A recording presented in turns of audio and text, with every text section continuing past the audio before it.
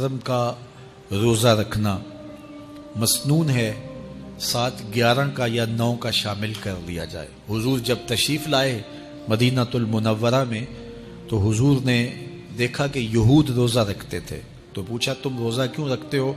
تو انہوں نے کہا کہ حضرت موسیٰ علیہ السلام کو قبطیوں سے اس دن نجات ملی تھی۔ تو فرمایا حضرت موسیٰ علیہ السلام کا حق ہمارے اوپر زیادہ ہے، تو حضور نے روزہ رکھا اور پھر فرمایا کہ اگلے سال اللہ نے چاہا تو ہم 7 ایک روزہ اور شامل کریں گے تاکہ ان سے مشابہت نہ ہو جائے۔ عددی مشابہت سے بھی بچنے کے لیے حضور نے کہا کہ ہم 2 رکھیں گے۔ تو روزہ اگر عاشورے کا رکھنا چاہیں تو اس کے لیے سنت یہ ہے کہ 7 یا 9 کا شامل کریں یا 11 کا شامل کریں۔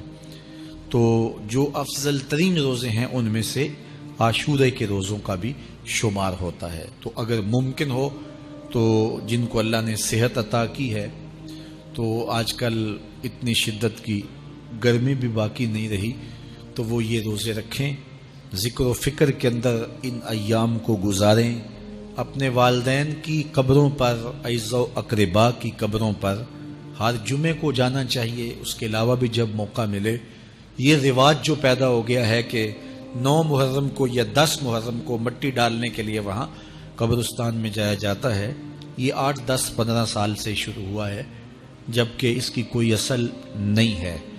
تو اگر آپ روٹین سے جاتے ہیں تو آپ کو ہر جمعے کو جانا چاہیے والدین کی قبروں پر، اور وہاں جا کے ہر جمعے کو سورہ یاسین کی تلاوت کرنی چاہیے۔ تو سال کے بعد صرف 10 محرم کو یا 9 محرم کو جانا، یہ بہرحال اس دور کی ایجاد ہے، یہ کوئی مسنون نہیں ہے اور یہ کوئی سنت نہیں ہے۔ تو روٹین سے اگر کوئی جانے والا ہے تو چلا جاتا ہے تو کوئی حرج نہیں ہے۔